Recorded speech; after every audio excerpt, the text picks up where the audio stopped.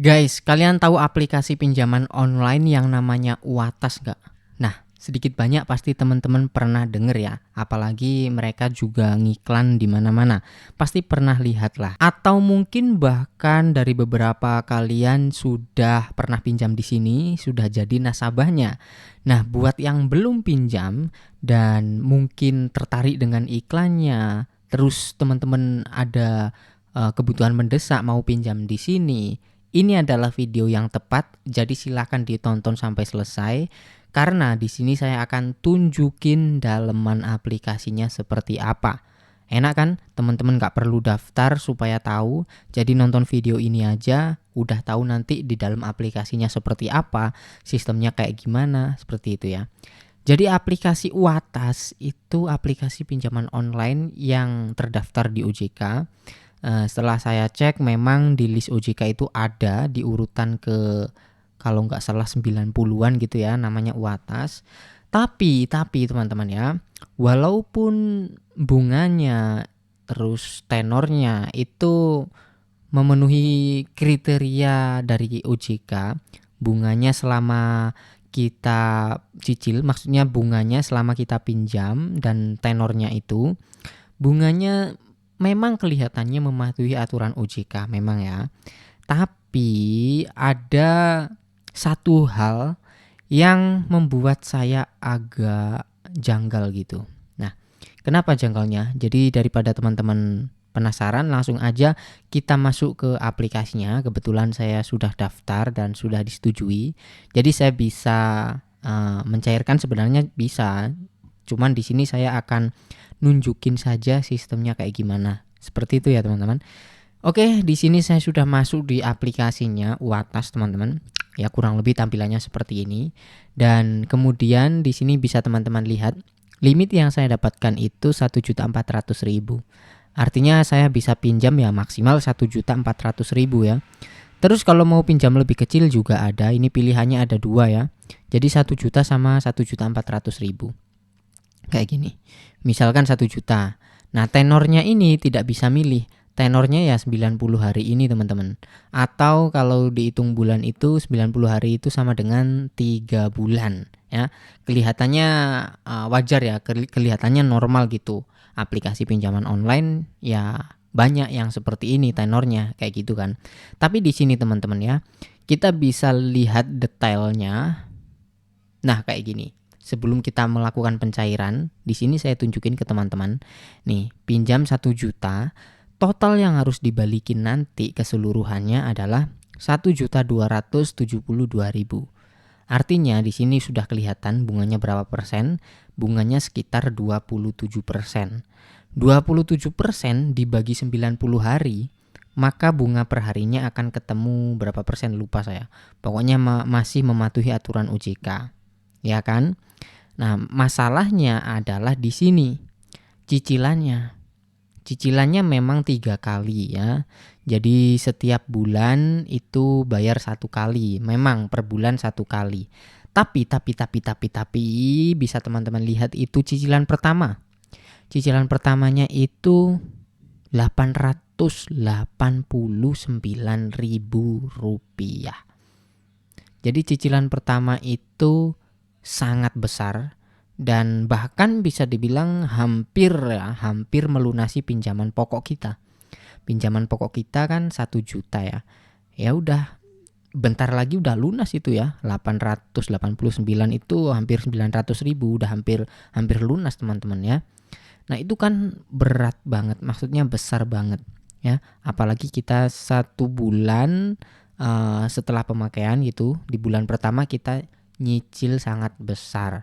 Ini besar teman-teman ya. Karena ini hampir 90% dari pinjaman pokok kita.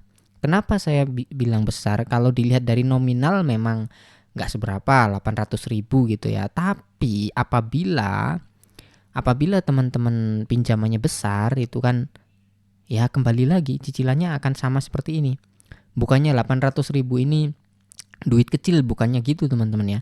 Tapi kalau dilihat dari nominal gini memang kelihatannya nggak masalah gitu. Wah, cicilan angsuran pertama 800.000 kelihatannya nggak masalah. Tapi kalau dihitung secara persentase itu 90% hampir ya.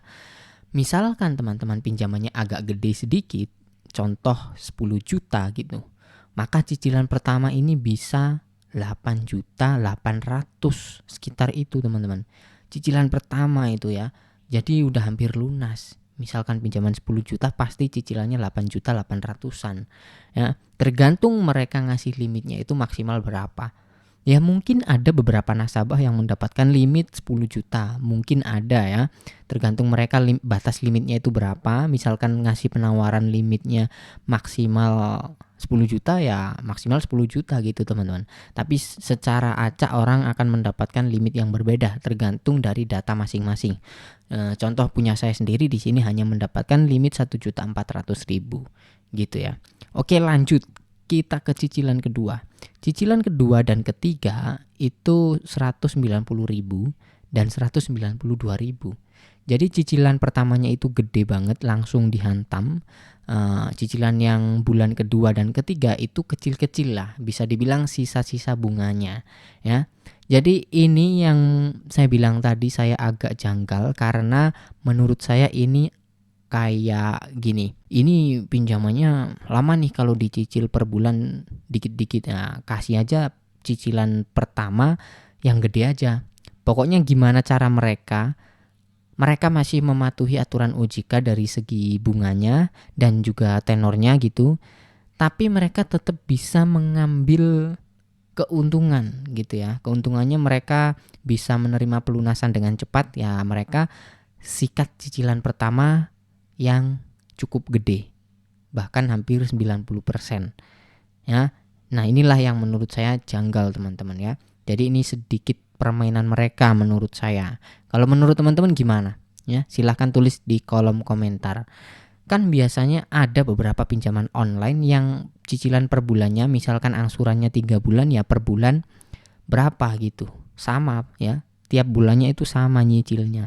Misalkan 1 juta nanti cicilannya 400.000 dikali 3 biasanya seperti itu. Nah ini cicilannya 3 bulan tapi per bulannya nggak ada yang sama. Cicilan pertamanya gede banget gitu. Nah untuk legalitas nggak ada masalah untuk legalitas, tapi mereka mengambil tindakan lain, mengambil cara lain untuk mempercepat keuntungan mereka supaya cepat lunas gitu ya.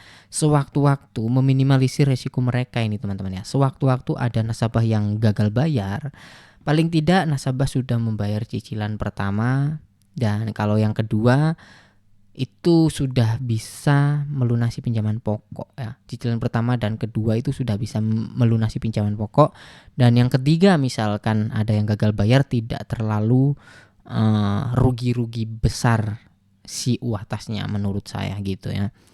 Oke, mungkin ini aja yang bisa saya bagikan di video kali ini. Jadi teman-teman sekarang udah tahu ya, yang belum daftar, yang nggak bisa lihat sistemnya kayak gimana, kalian sudah nonton video ini jadi sudah tahu sistemnya seperti apa. Sekarang kembali ke teman-teman masing-masing. Apakah teman-teman mau pinjam di sini atau tidak? Kalau menurut saya ya tahu sendiri ya. Karena saya di sini tidak ada niat apapun, saya hanya mereview apa adanya. Saya hanya ngasih informasi ke teman-teman supaya apa? Supaya teman-teman bisa mempertimbangkan kembali sebelum melakukan pengajuan pinjaman online. Jadi supaya teman-teman tahu sistemnya terlebih dahulu dari video ini. Oke, maka dari itu teman-teman jangan lupa di subscribe, like juga, dan aktifkan loncengnya, dan silahkan cek video-video terbaru dari channel ini supaya teman-teman tidak ketinggalan informasi seputar pinjaman online. Terima kasih buat yang udah nonton sampai selesai. Jangan lupa tekan like-nya. Sampai jumpa lagi di konten selanjutnya.